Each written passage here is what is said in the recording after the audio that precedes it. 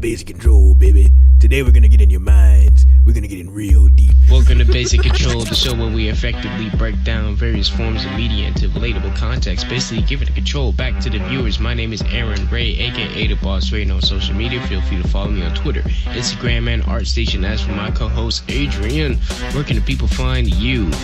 At 80K Lives, sitting somewhere. Bow. Follow us on Facebook at Poppy Guys Attack. Subscribe to us on YouTube at PG Attack. Download and stream on Audio Mac and SoundCloud, or email us at pgattack@gmail.com. Any questions, comments, hypotheticals, or advice you would like to see addressed on the show. First, we're getting into our icebreakers, our coverage, and opinions on current events. Moving then into our main topic today being high concept. Finally spilling out into the hypothetical section where we let loose, crack open our creative sides, and dig into the rabbit hole. So you said afro-comicon, afro-con, or afro... Is it both? I think it's both. It could be both. I guess it could be both. Afro-con sounds a little racist. Afro-con, how do you like it? How do you like... How was it though? Yeah, literally, how'd you like it? How was it? How was it? It's different, man. For people who look and think like us, it was a breath of fresh air. Describe to the people what us means. You mean us like... By now, everyone. Is it... Go ahead. Is us as in the brown squad, the other percent of humanity that isn't white? What they like to refer to as minority, even though that's like there's a whole continent. I don't want to get into all that, but yeah, how was brown paper bag I'm talking from coffee to butterscotch to fucking dark chocolate, fucking black as soot blacks. Jesus Christ. AKA minorities. I'm talking about Hispanics, Asians, Latinos. I mean, we can go further down on the spectrum, and we end up with exactly. You get Cambodians. Cambodia. I knew you were going to go there.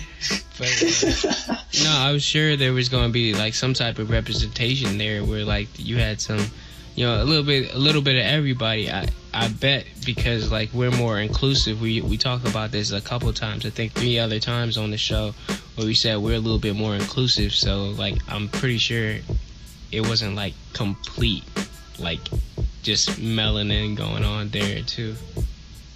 And I'm glad you brought that up, because you're absolutely right. First minute you walk in, white people setting up their tables. The dude next to me, I think he was native. He was either native or mixed, but native dude was there. All types of different people. Like you said, we're very inclusive.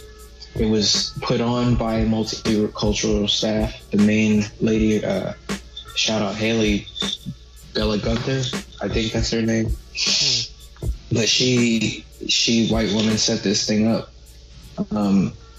But just sitting in that realm and being able to explore this way was culturally shocking to me, because I'd never been to a comic place.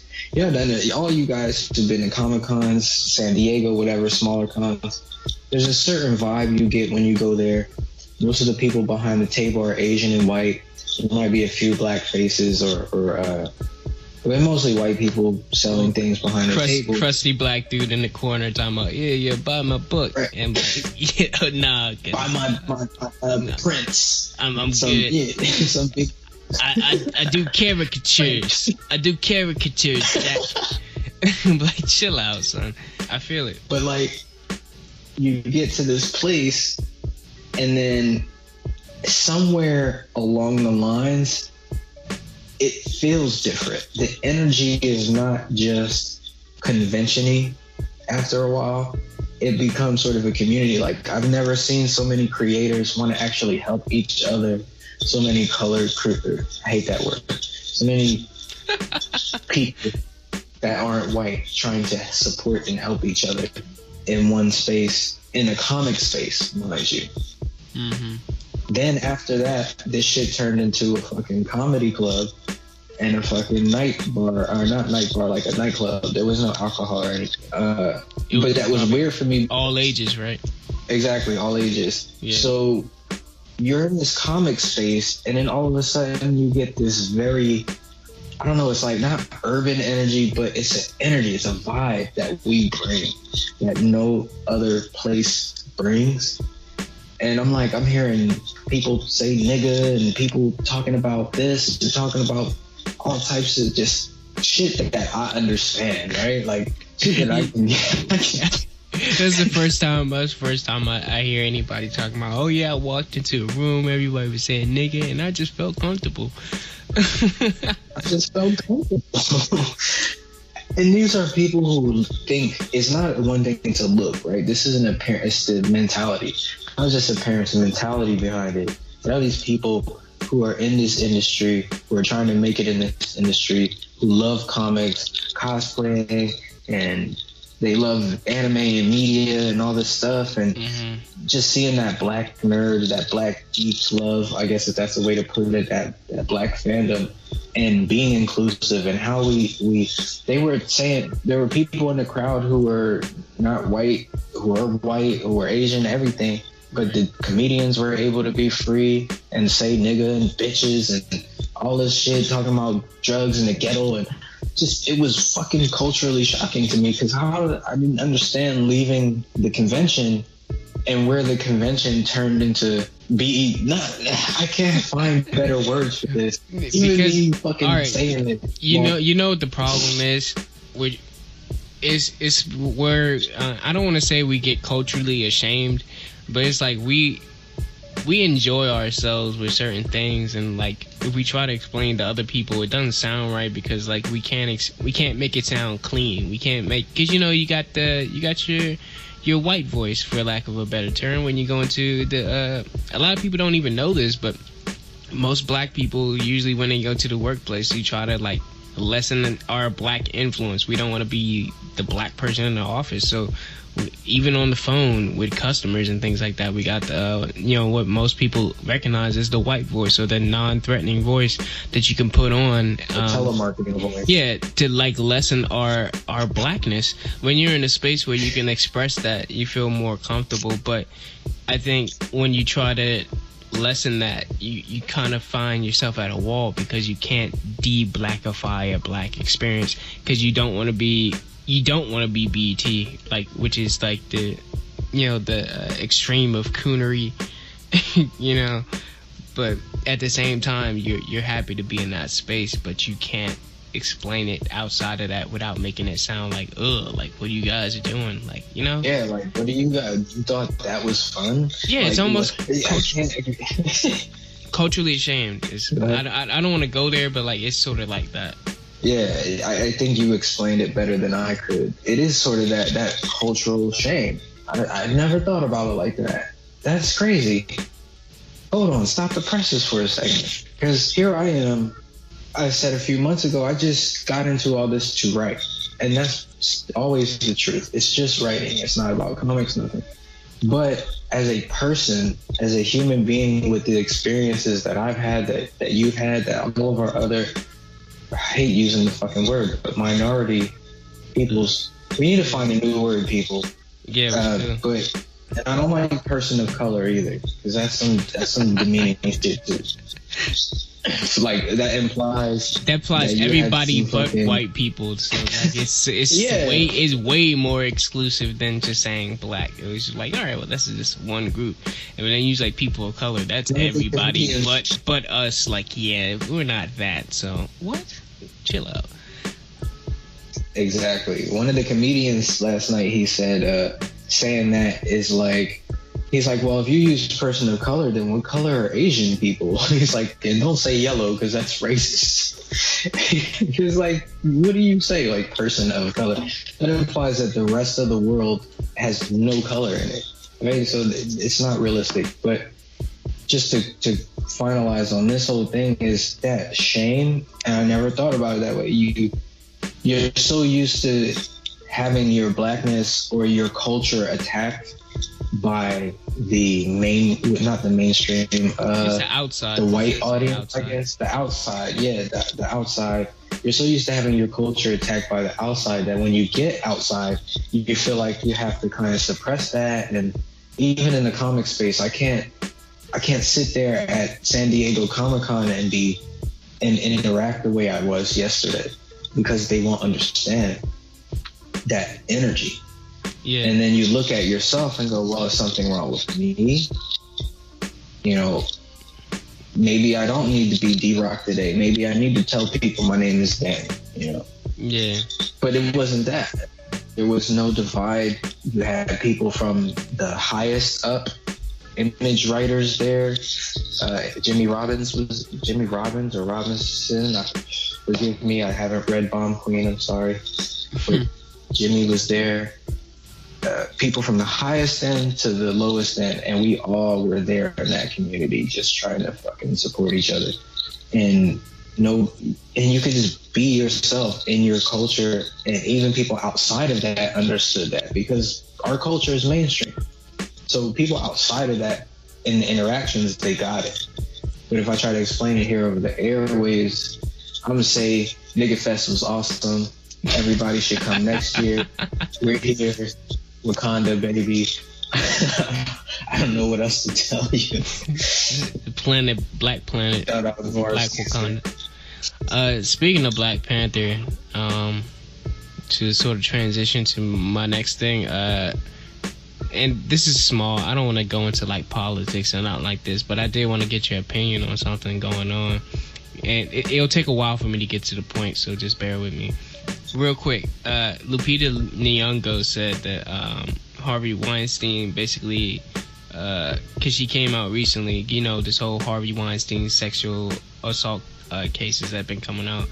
And so basically she said, you know, when she first was starting out, one of the first people she met was Harvey, and he took her to like a hotel and basically molested her, and like basically he framed it as like, all right, like I want to give you a massage, and she was like, nah, I'm cool, you know. And in addition to all the other people like Ashley Judd, Rose McGowan, Cara Delevingne, Gwyneth Paltrow, Angelina Jolie, he didn't respond to like most of them. I think he put like something about for Ashley Judd, but Weinstein, like he responded specifically to Nyong'o's claim when she came out and said something about it.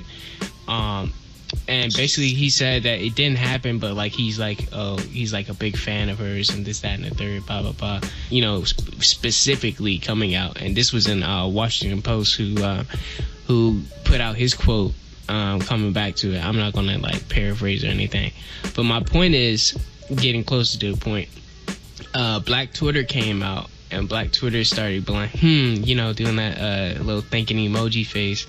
Why is the black one the only one that he's like calling like a lie, you know, a specific lie? It was like, why is, cause she black, and she was refuted by name cause she black. Man, big ups to Lupita for coming out. If it did or did not, I don't think she has a reason to lie. Yeah, and that's exactly what I was thinking as soon as you said that. Because, you know, I actually thought that was awkward too, because all the news was coming out with all the other women, and then like weeks ago, up until then, and then all of a sudden Lupita's name is thrown in there, and I'm like, huh? Like, didn't you just, not that say she wouldn't have gone through something like that, but I'm like, wait, didn't you just kind of like, I just wouldn't have expected that, especially the way how late it was in the game. Like, she probably was contemplating it. Her team was probably going over it. But man, that's a big thing to have to come out with in her position, to just be like, oh, and for him to respond. I was like, yo, why is it that when a woman, a black woman, or I need a better name. I hate all these terms. Let's just say woman. Let's not do labels today. A woman, yeah, that's what I'm saying. A woman of her ethnicity, we'll say, and likeness, her background or whatever, yeah, of her background, felt, one, to contemplate that long of time span while all these other people were doing it, and then for him to be like, oh, this never happened, but I'm a big fan, blah blah blah. Like, come on, bro, no, that's insensitive. this whole thing coming out, it's affecting all of Hollywood. I remember last week, I don't know if, technically this is 2 weeks ago, if you're listening to this, but like last week, you had a bunch of Hollywood women come together and basically they're starting several organizations.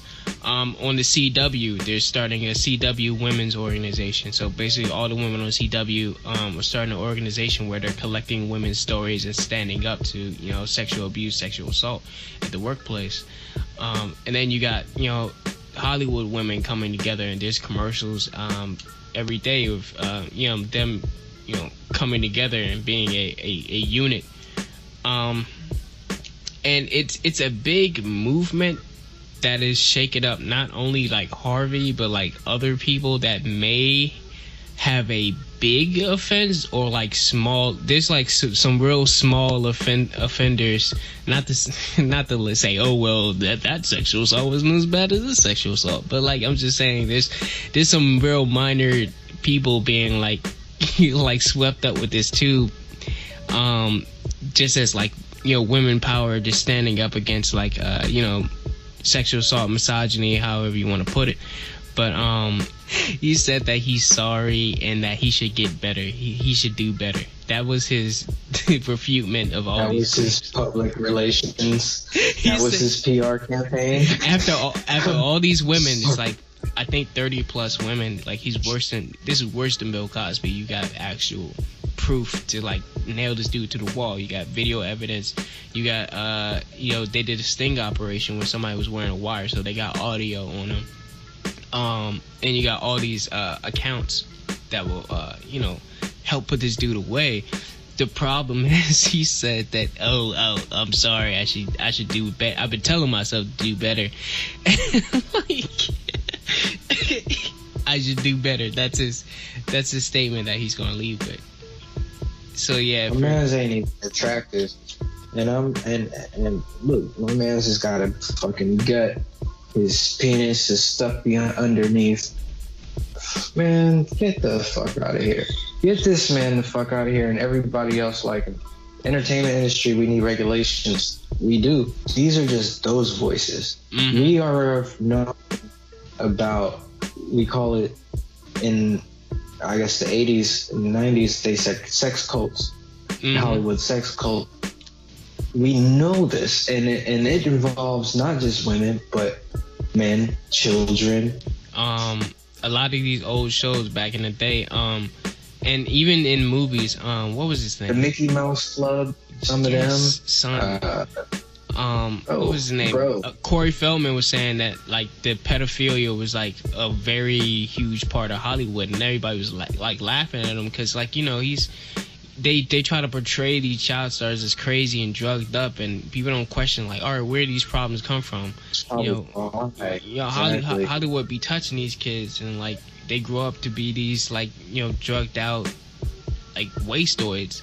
And Justin Timberlake was almost in that because fucking they called him Big Daddy, the guy who started NSYNC and Backstreet Boys.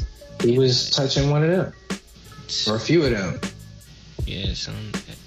Yeah, this is a wild thing to me, and it hits even further because I'm not just on a consumer level. Like we all consume media, and we all buy into things or won't buy into things based on how we feel the person is.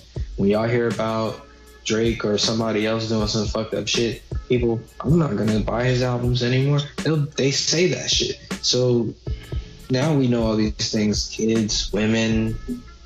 It's not just movies, it's music, it's the entertainment business. And you know what? This whole Harvey Weinstein thing is like starting sort of the female renaissance of being able to like already say no, like we ain't about to take all of this sexual assault, grabbing ass at the workplace and all this other stuff going on, but what kind of threw me was in my own industry, and something came out recently, not too long ago, a couple days ago. the women of animation, Rebecca Sugar from Steven Universe, all of these like Cartoon Network, Nickelodeon, all these women in animation coming out together saying that, all right, guess what? People been doing it to us too. People in my in my realm is like getting molested and being talked about at the workplace, and like sexual language and all these other things happening to them, and they don't want to say anything because they think that that they already get paid less. They already have like the art field is so hard to get a job in, but already you start shaking the hornet's nest, you might not be able to survive after that. So all of them wanted to be quiet about the abuse that they've taken in many ways. So it's crazy how this isn't like it's shaking up everybody. Everybody's being affected by this. It's not just like, oh well, like it's just Hollywood. It's not Hollywood. It's kind of the world. So it's kind of like the whole entertainment industry. I mean, shit, entertainment, yeah, but like I think more importantly, you just said it, the world, that this is a thing. Now, I do want to kind of play a little bit on the other side, because some things I understand, some people may just feel a certain type of way in a situation. Yeah. And the opposite person may not necessarily be trying to assault or do anything, you know what I mean? Yeah. And it kind of makes me as a man interacting with women feel awkward. So you don't and I've been in situations, speaking from experience with that. So you just don't know how somebody's going to take something, and in a situation where we're actually being genuine, and there's no context, that person can go home that night and get you fired or some shit. And now all these people, I think there's a difference between me actually going and touching and that invading your space versus saying something, heard it in passing. Well, because we all know, like, and I'm not to say anybody should be verbally abused, but like, yeah, I think there should be level. We get into that like censoring ourselves, and like, here's where my thing comes in, specifically because I'm gonna look at two spaces, specifically in like an animation environment. You talk about shows like Rick and Morty, you talk about all types of areas where like, all right, now we're introducing women into our flow of things. We're letting we're trying to be more open, like letting more women into the thing. We don't want to be those guys, but like there's a nature of humor and sort of what men do, where like we can have that vulgarity between each other and certain things between each other. Fart jokes, butt jokes, penis jokes, vagina jokes, sex jokes. You think chicks don't have that shit too? Yeah, but here's the thing. We think that it's cool to joke with them about these things and all these other things because we joke with each other about these things, right? And some of the cases in the animation department was like, all right, they'll sit there and pretend to laugh at the things that like we've come up with, and pretend and I don't like that at all. And see, that's what I'm saying is like perfect example, Ben Affleck gave a lady a hug and she didn't say nothing, but maybe she went home and cried that night. You know what I'm saying? Like, you don't know what people are comfortable with, and you don't know what, certain things like that. You don't. So okay, I said a joke. They're laughing. Nobody said, oh man, you're wrong, that's sick, or blah, blah, blah, blah, whatever. He was like, all right, this is a cool joke. I win, but you go home and you feel some type of way about it. I feel like the issue is in terms of sexual assault, or not even sexual, because sexual assault is a strong word. I wouldn't, they're slapping that on everything, but I feel like, verbal, taking offense to sort of like a verbal thing is like you really have to be vocal about what bothers you or not, and be kind of like use a little like common sense sometimes and know if somebody's really like after you, because it's kind of obvious, right, if a dude is like really on you and abusing you, like that dude's a creep, blah blah blah. But if a dude is not even trying to, he's not even trying to do something, you like, all right, cool. But yeah, it's like what you were saying though, because like now I'm feeling like, all right, well, I don't want to hug nobody at the office. I don't want to like say too much to old girl at the office because she might feel some type of way, and then like 20 years down the line she's like, oh well, like he said this joke to me that made me uncomfortable, and then now I'm Bill Cosby. And I was like, chill out, I didn't even know anything about that. So no, careers out here. Yeah, I'm weary about, you know, women now. Like I don't want to be, you know what I'm saying, like I don't want to be in a situation like that. So I'm like, all right, well, like keep, you know, arms length apart now, because like I just stay away. I don't want to like brush up against you, like getting some coffee or something, and then now like now I'm Harvey Weinstein or something. Like chill out, like, you know what I'm saying, like I don't feel comfortable no more. Like I mean, not like fully, but like I'm getting there. I'm getting to that point where like I'm starting to like reassess, like, all right, how many of my encounters have been like innocuous to me but have meant something way more to somebody else, unbeknownst to like the average man. And then now like we get pointed at like it's some malicious thing going on. Like I said, there's some that are it's clearly dudes in the office. We know those guys. There's clearly people in there harassing people, talking about things that are inappropriate in a inappropriate way, and this is clearly not funny. It's not a joke. But then there's, you know, then there's Steve. You know, Steve at the office, he's cool. Like, he makes a couple jokes every now and then. He jokes with Karen because maybe he likes Karen a little bit. But, like, it's not nothing serious. He's not doing nothing or whatever. But, you know, 4 years down the line, she was like, yeah, you know, dude brushed up against me one time and I felt his penis in his pants or something like that. And, you know what I'm saying? Like he wasn't even... Oh, the dude at the office had a boner. Oh my, like, you know what I'm saying? Like, you can't, you have no idea what's going to happen. So like, I'm scared. I'm not. It's the 1984 shit, and I don't like that. It's not so much as like, all right, there's a like black and white line. There's clearly a black and white line, but then there's the little shades of gray on the side where you're like, all right, this. When you start saying, all right, we're standing up against, if you're a sexual assault guy, you're scum, blah blah blah. But then you like, all right, well, this guy, he made me feel uncomfortable, so sexual assault. Whoa, like you don't even know what the context of what that guy was thinking about or what this female was going through. If people don't talk to each other, I have a question then. Do you think, real quick, that the way we build teams has to change? The way we build? Yeah, I mean, essentially the way we communicate has to change.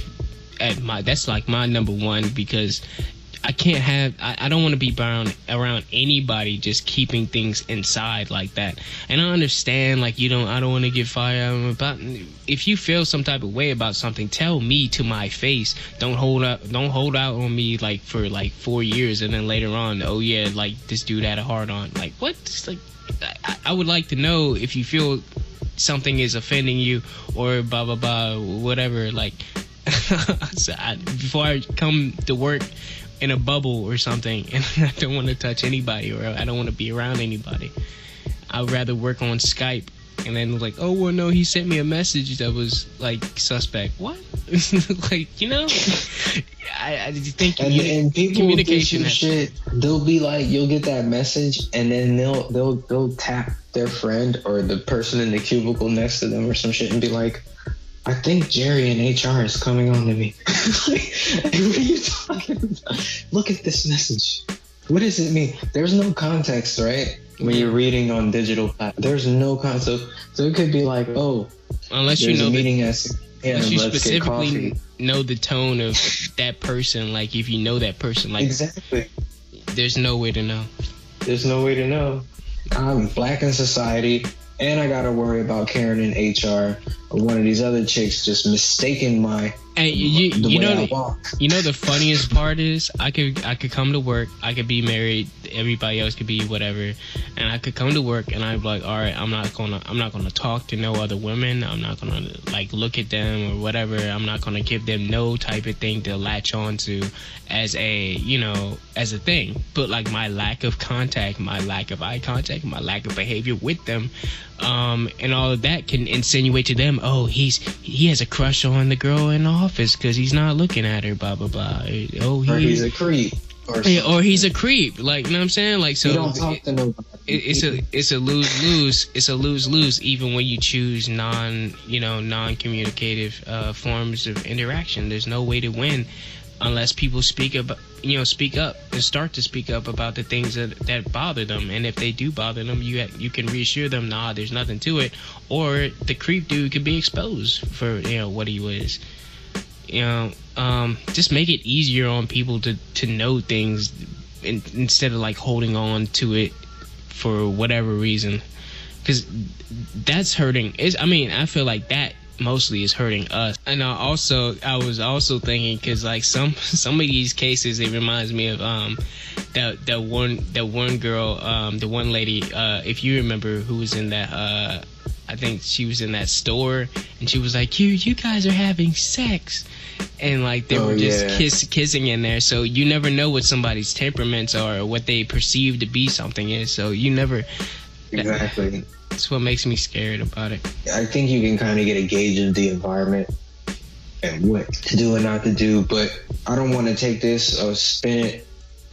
It is, shout out Lupita for coming out and all the other women who we need regulation. Sure. For sure. We need we need to be able to be open with each other. I really think team building is the office. The way the office is structured has to change, because it should be a family, it should be a tribe, and there should be checks and balances between everybody. Once you have those hierarchies in place, some people will feel more obligated to do things. So I think the way we build teams and interact with each other should change.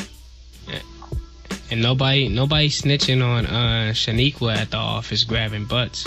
Nobody about to talk about that. 'Cause right? If you complain about that, you gay.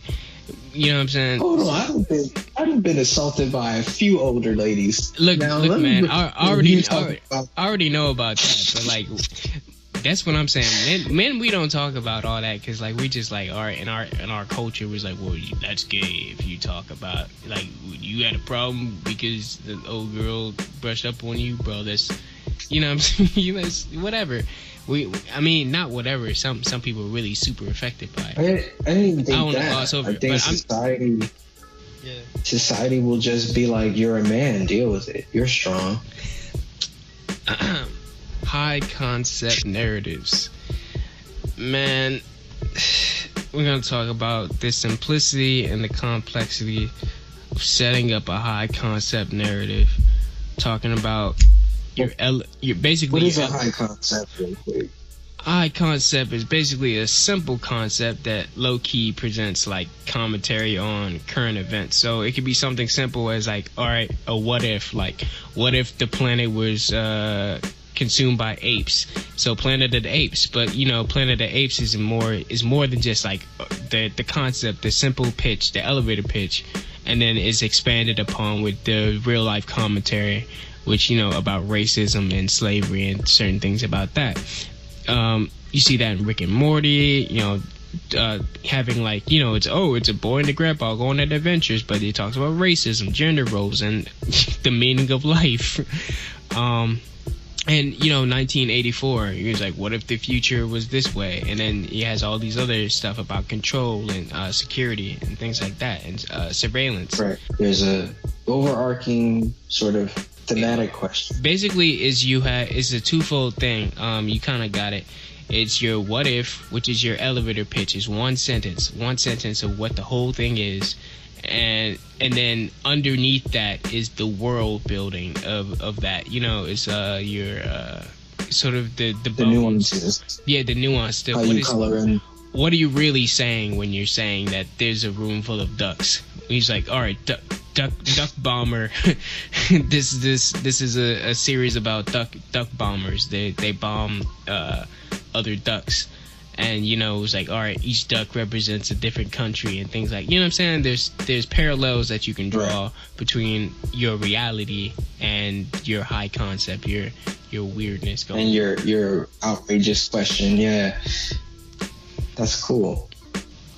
Recently I saw Atomic Blonde.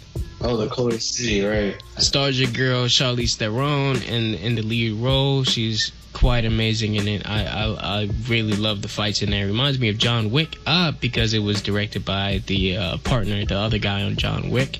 I bring up Atomic Blonde because I want to draw a contrast between John Wick and sort of Atomic Blonde, because you know John Wick is super simple. It's a simple plot.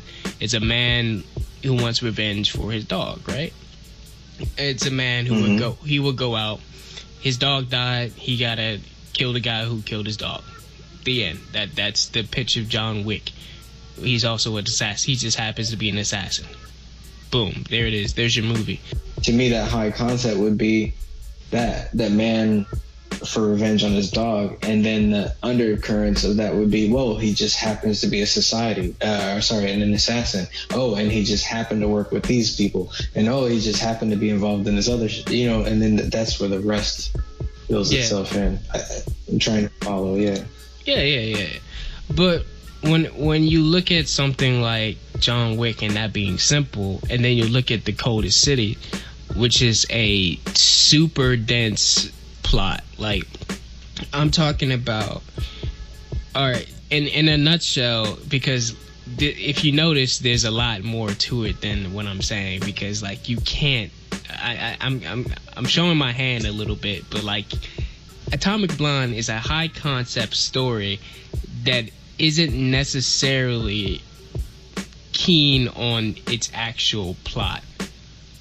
Let me explain.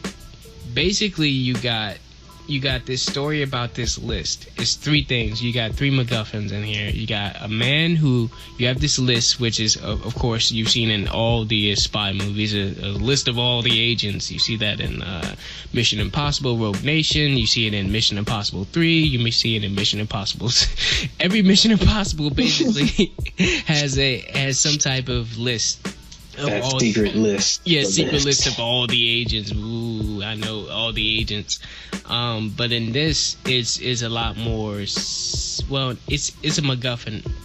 What's on the list is more important, because the list exposes your second MacGuffin, the identity of one of the most infamous double agents, working so many different sides. They are like the most infamous mole of information in MI6 ever known. And then your third MacGuffin is somebody who's memorized the list with their own mind. They know every name on the list. It sounds simple enough. You're like, all right, cool, this is great. But as you progress through the story of Atomic Blonde, you'll see that like it's not, all right, and Coldest City is more clearer, but the art is very, it has no color. You can't distinguish people from each other. And the comic book, the way the art was drawn, like I think it was rotoscoped or something, or like I guess he like desaturated the photographs or traced the photograph. I don't know what he did to make it, but it just isn't working. But basically, in a nutshell, you have the movie filling in all of these boring points that the comic did not have, with fight scenes, with colorful fight scenes, with vibrant neon, vibrant colors and text and sound and blood and sexuality, just inserting it in there, just this vibrancy that becomes the concept of the movie more than the actual story, is what I'm saying. When you look at John Wick, it's all about the dude after the dog. When you look at Atomic Blonde, it's all about the style. The style becomes the story. You look at the setting, it almost has that Watchmen thing where, in the back of Watchmen, you have the nuclear war brewing, the doomsday clock. And then in the background of this, you have Gorbachev, there's like days, literally maybe 3 to 6 days before Gorbachev takes down the wall. in history. Take down that wall, Mr. Gorbachev. The whole Ronald Reagan thing. Literally days before that. That's in the background. So the Cold War is ending. That's your setting. And then you have all of these moving parts. There's so many moving parts because, like I said, it sounded easy, but you have all these agents. So many agents, and then the way the story is told is through this sort of usual suspects type of way where she's telling the story to her superiors, and they're trying to figure out what's truth and what's lies, and she's lying a lot. There's a lot of lies, so you have this unreliable narrator where you don't know what she's keeping from them and what's not there. So instead of being able to follow the plot very heavily, you get the average viewer gets stuck with, all right, what am I leaving this with? What is the concept to me? What am I leaving with as my focus? And it will be the style, the lushness, the beautifulness of the color, the balance, the visual narrative that it's telling, like the story. It is fueled by this injection of things that weren't actually in the actual novel. And that's sort of what I mean, about sort of this contrast between two movies that are very stylistically similar. When you talk about John Wick and you talk about Atomic Blonde, where they both have these amazing fight scenes and amazing color, especially in John Wick Chapter 2, amazing color. But when you look at the story, one is very simple, elevator pitch ready. I walk into an elevator, the Warner Brother exec in there. Hey, what if this guy lost his dog and he's an assassin, huh? And I dare somebody to pitch Atomic Blonde, this version of Atomic Blonde, to somebody in an elevator before the elevator opens. You can't do it. Yeah. You will be following this person down the street to their house by the time you finish, like, explaining all of the moving parts. Because there's way too many moving parts and way too many unexplained things because of the nature of the written tale, which is lies and deception and, duplicity. So like I said, when comparing I don't even want to say it's bad when you talk about Atomic Blonde, because I enjoyed myself a lot watching that movie. But look, when you talk about narrative and the way things are supposed to be structured, it just doesn't add up to something that looks like your typical high concept. But somebody will look at Atomic Blonde and say, wow, yeah, that's high concept. The style sort of took the role of the higher concept itself, like the visual nature of it. I think what aids this story into be a sort of a story or a tale about lies is the fact that, when you have this setting of these Cold War agents and you look at them and you're like, okay, wow, we don't know whose side they're on. And then also to be told... Wait, so this is about the Cold War? This is at the very end of the Cold War. This is 89. They're playing like Fight the Power and... Oh yeah, I forgot to mention, like, in terms of style, like the music, son, soundtrack is A1. It's amazing soundtrack. It depends on whoever the musical director is for the project. Because if you can fit it, if it's not annoying like Guardians of the Galaxy, to me, Guardians. No, it's not and all like these that. Other things. It's more like Drive. Yeah, where the music fit contextually in with the scene visually and the narrative. You can't just have them in space playing fucking Bon Jovi. His batteries would have ran out, but never mind. There's several scenes that are contrast with like some crazy music, like 99 Love Balloons in there. They got all kinds of... They have a cover of 99 Love Balloons in this movie that is like, all right, like I love that. I love that cover like really hard. Probably the best cover of that song I heard, because they have 99 Red Balloons and then you have the German one, the rock one, and then I think they played that one in Watchmen. I think in terms of the visual style, like the movie definitely had it. It's just when you try to explain the story, it gets too crazy, because I think someone took the story of the novel. They say, all right, let's make a movie out of this, but they were more of a a visual director, so they didn't really have a story for themselves. This double agent, what if this double agent during the Cold War doesn't know who she works for or something? And then you're like, oh, Cold War. Yeah. What are we talking about? And it's actually about this. But so what if we have this tough Cold War agent just going out and doing Bruce Willis stuff? The way the director wrote this story, and this is his words, he actually said that he wrote the story at first as if it was a guy, and then like erase all of the male parts and then replace it as a female, so he can so it can come off a certain way, so you treat her a certain way, and it works. You really do feel like she's independent, she has her own thing going on. And so, when he's like, James Bond is like smashing a joint that he just met or whatever, you still have the same type of relationship here. So it comes off like a Bond story in some ways, but in other ways it's very much more quiet. It's probably the most complicated spy plot, but also like the most, like, it doesn't matter. Cause like none of the plot exactly matters to what's happening, is what I'm saying. They do stuff and it's cool and all, but like it's just like, in the grand scheme of things, it doesn't matter whose side you're on when you're watching it. Yeah, I guess that's sort of the main idea. It doesn't matter like who's who or who's doing this or that. It's just work, and what you come to see is the style. That's fair. When he said that he made this in terms of like, okay, being flip the roles or in a certain way, and then you also think about, all right, this is a very visual movie, I was thinking that maybe he wanted to make a visual story but didn't have the story itself, so he borrowed the Dakota City story. And then he just like put his visual. He just wanted to make something visual, but he didn't want to write the story, so he took the story from something else. You get what I'm saying? It's like if I was inspired by. Yeah, if I get like Little Mermaid to Guillermo del Toro, it'll be mostly a visual movie about everything but the Little Mermaid per se. You know what I'm saying? So he wants to get out, be able to do very cool visual things, but in terms of the story, it's already there for you. So like he gets to embellish it, sort of the skeleton of what the story really is. And the story's there.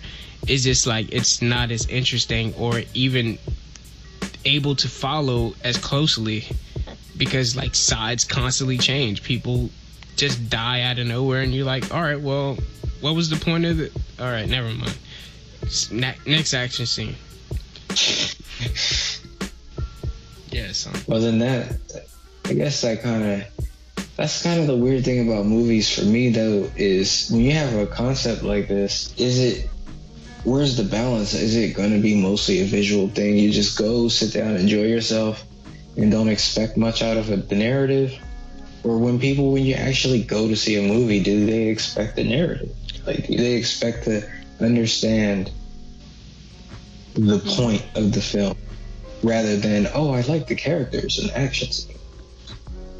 When you talk about a high concept story, like something like your easy one, Jurassic Park. What if dinosaurs were in a park? Blah blah blah. And pretty easy high concept. People get blown away by, like the concept is cool. You got dinosaurs or whatever, and then you talk about Planet of the Apes. Oh, what if apes were people? Yeah, you see that, but you get over that pretty quickly. So if you don't have any style or substance to it, or any like a twist that somebody can like follow on with it, then your concept becomes just like, all right, this is one sentence, but one sentence doesn't make a movie. You know what I'm saying? No. So I think in terms of that, when you look at this very dense story and then you embellish it with all of these visual things, I think the visual things sort of took up so much of the beauty of this film that maybe the story wasn't so much important. I think it lessened the importance of it. When you're watching it, you're waiting for the action beats. But me personally, I'm taking notes on who's on whose side, who's lit, who's still alive, who's dead, and what is the character's motivation for finding this, and this.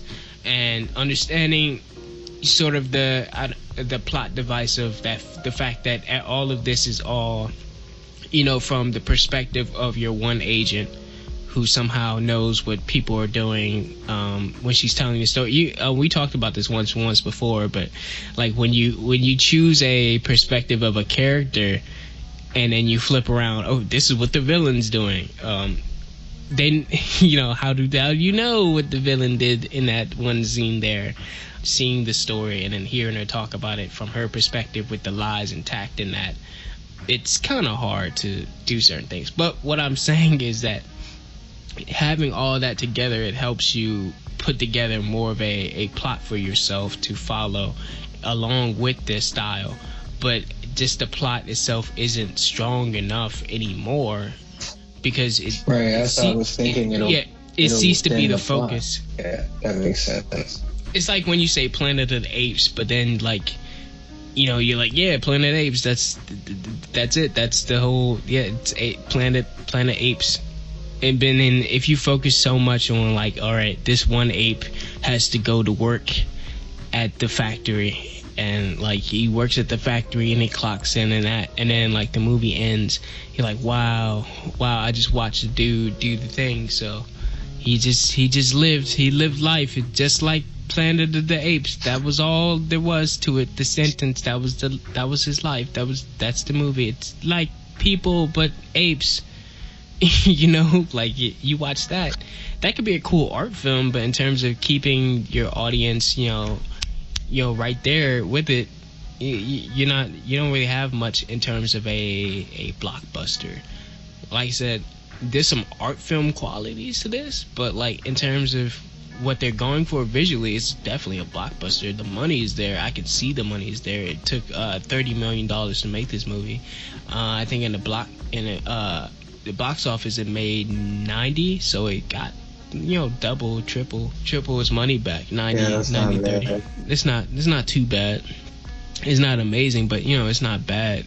It's good for an average, you know, film. So yeah, I mean, so the audience is definitely there. It's just that maybe they should have focused on, you know, oh, we have this very cool visual style. Let's keep up with the concept, though. Let's keep up with, you know, sort of what we want to have, because the whole Cold War thing, it doesn't come in so much as being like I said, like Watchmen. How, you know, there's the nuclear thing in the background. You know, already know this is about to end, but it's not a, you know, you're aware that the Cold War is about to end, or rather the effects of the Cold War. But it's not about the Cold. Yeah, it's not about the Cold War. It's just about this darn list. But every now and then you'll see cuts of like television, MTV, all types of things going on where like they'll tell you, well, this is happening in the world. Oh, you play this video game that just dropped, blah, blah, blah. There's a dude in here. Oh, you guys remember That's what I was going to ask you next. Yeah. Are those things more so just the salt and pepper to keep you grounded in the universe, or do they actually hold terror? It keeps the era feeling like the era. And I think they did a great job in terms of costume and a lot of things to keep the era feeling like, all right, this is the 80s. I'm not sure if some of these things were like it's not a spoiler, but here's a description of one of the scenes. You have James McAvoy. He plays a character called Percival. He's in his club, and people come into this club and they're playing. It's nothing but like, you know, German white people with mohawks and all types of crazy just bogan looking like people, and bogans are like Australian for like thug or like down on, they're very dirty people basically, you know, the look is grimy. So you got all these grimy types, you know, grimy 80s types up in there, and they're playing Fight the Power in there. You got the boombox and skateboards and you know all types of what do you call it, like dances, like, you know, b-boy stuff, but like it's not set in a way where you're like, oh god, like 80s, huh, b-boy, that's what you gotta do, right? But it's just there in the background. If you're not looking for it, you're not really gonna see it, but it's there enough for you to be like, yeah, I kind of see this happening. Or like the music, or like the types of devices that people have. People are just like, oh yeah, cool. There's a tracker that one character puts on another one that is like as long as my forearm, and like that was like yeah, basically. You know, there's stuff like that. We was like, yeah, this is super 80s. Oh, 80s babies are feeling it. Yeah, I mean it's 89, so I can claim some of this too. You know, I guess, but how much of it can you really? 89 is like you're basically 90s baby in 89. You're Generation Y. We claim you in Generation Y. Yeah. Batman. I don't fuck with nothing else. Yeah. So yeah, I mean, in terms of that, I don't really want to make Atomic Blonde my center focus for like the high concept talk, but like for real, like that was one that I could bring up that you can see the difference between, you know, something simple like John Wick, which is like, all right, here's the concept, and you know it's very much straight and narrow, and then something that's more complex in story, but like the high concept is sort of like filled out by the setting. It's sort of like if you see a film plot as a jar or a vase or something, and you feel like you're filling it with water, or like, all right, here's the plot, here's a little bit more water, and it goes up, and you fill it up. Okay, here's the style, and you fill it up with here's, you know, some other things, and here's the great actors in there. Ooh, look, it's at the top, and that's your movie. So if you see it like that, I feel like they filled it up mostly with style, and the story is there. You know, they got the food coloring or whatever, you know, to make it look like, you know, something. But in terms of like the story, it's there. It's definitely there. It's the same exact story from the graphic novel. However, it's less present. Like it's less in the front of it, because I guess here's the here's the little, like I said, I don't want to make this like the main point, but here's the thing. The reason why they did this, I suppose, because the book Coldest City, people don't like the book, son. The plot is it's whatever, and it's very decent drama, you know, talking about spy stuff and just the nature of it, and it's very, you know, day to day. It's very like, you know, all right, cool, like here's a story, we got spies after a list, and you don't know whose side is on who. I'm sitting in a car handing you an envelope in your lap type, you know, situation. You know what I'm saying? Sort of the elevator pitch is, what if we take this boring ass book and we just threw it in a bucket of paint, and it's like Atomic Blonde. Yeah, that's basically that's what you get. That's your high concept. I like that though. The narrative should be in a high concept. The narrative, do you think, should be first or the visuals? Well, in the forefront. I think you should have you should always have your hand on the concept. I don't want to be watching Jurassic Park and then the concept dinosaurs. What if dinosaurs were real and then they were in a park, right? That's your concept. That's the core of what this whole thing is supposed to be based on. But at no point in the movie do I ever want to be watching somebody running on the face of the moon trying to set a nuke in there. Like, you know what I'm saying? What does that have to do with the core concept of blowing up, you know, I mean, or having dinosaurs exist in the real world? At no point in Jurassic Park should I ever see a dude on the moon blowing something up unless he's being chased by a Tyrannosaurus Rex. You know what I'm saying? It has to be. That's the you telling the Hessian codes. Exactly. Whatever you put into your story, you should always have something to back it up. If I told you the concept of Fargo is basically an assassin, or like all of these crazy murders happen to very gentle people, and these gentle people have this a string of horrible murders and horrible acts being committed in their very nice town. These very neighborly people. That's the concept of Fargo. So you can throw in the blood and gore and the guts and all that, and that still stays under the roof of that, right? But in season two, it's the same concept. However, what if I told you there was a scene where aliens were hovering above an apartment building? It would be like, what? In Fargo? Yep. And that's what happens. In Fargo, season 2, there's a scene, I guess it's a spoiler if you've never seen Fargo, but it doesn't matter. There's a scene where aliens just show up out of nowhere. It's never explained, ever. To this day, nobody knows why there were aliens hovering over one of the final fight scenes in Fargo. They were just there's no bones about it. It was a spaceship. They've showed it full on, just shining light down. There's no trick of the light, nothing like that. No shared hallucination. Who knows what happened? Aliens, boom, just thrown into the middle of a very gentle show about gentle people watching crazy murders happen in their town and being very nice to each other, very neighborly people. And then aliens show up. And you say, Aaron, doesn't that break the concept of the show? And I say, yes it does. Out of context. Because when you watch the show and the way it's set up the scene, you're confused. Yes, it definitely took me out of it. However, the way it's set up, you don't think too much about it.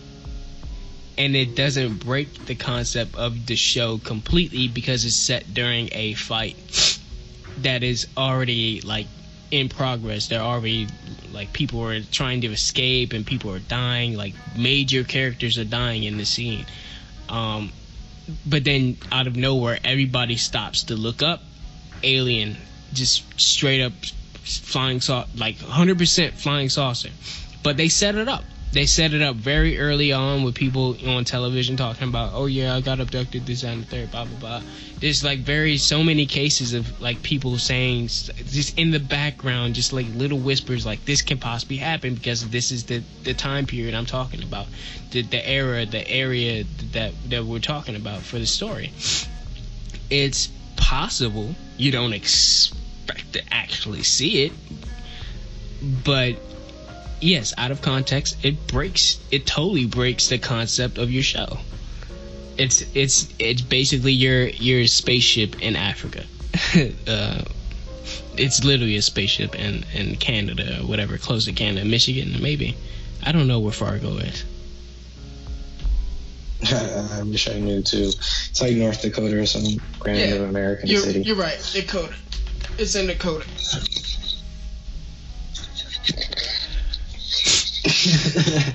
That is quite the place for abductions too, like Dakota, Utah.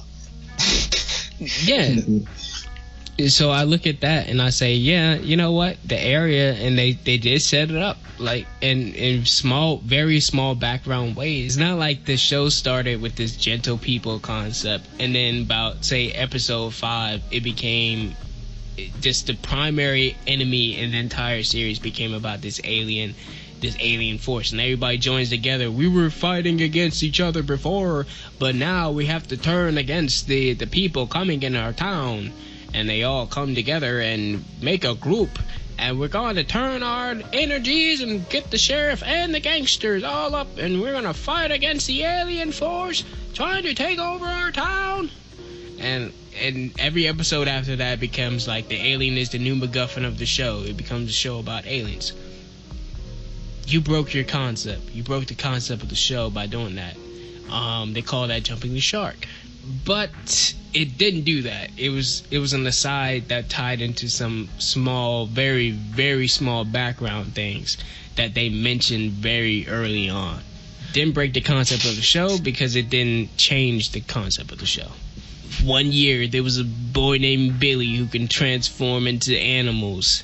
And then, like, that's your whole first movie. He has to, and then it's like a commentary on, like, his feelings on animals. I guess he was, like, abusive to animals in the beginning. Then he buys a dog at the end. I don't know.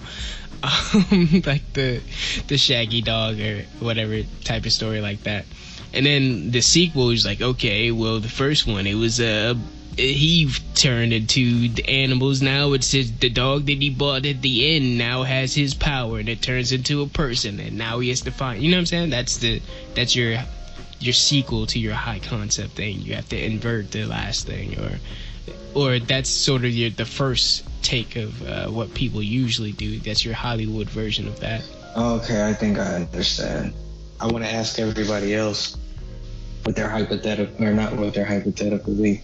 If you could make and pitch 20 seconds, like Aaron said earlier, if you had to, before the elevator opens, ain't nobody talking about going to the first floor to the second floor. That's whack. Ain't nobody talking about that pitch. But like, it should be able to be like, all right, I'm on the first floor. By the time we get what if you're never going to be on the elevator with that person and you're standing in front of it and you know, damn, 20 seconds before this elevator even opens. Before it opens? What's your hype? I've been in front. All right, how about this? Here's my concept. My concept is there's a guy sitting in front of an elevator waiting for an executive come down.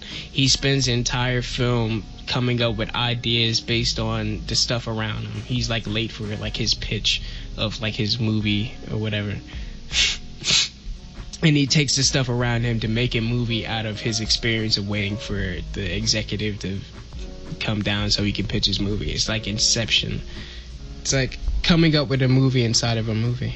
And then he, you know... The elevator pitch is what the movie's called. the elevator pitch, right?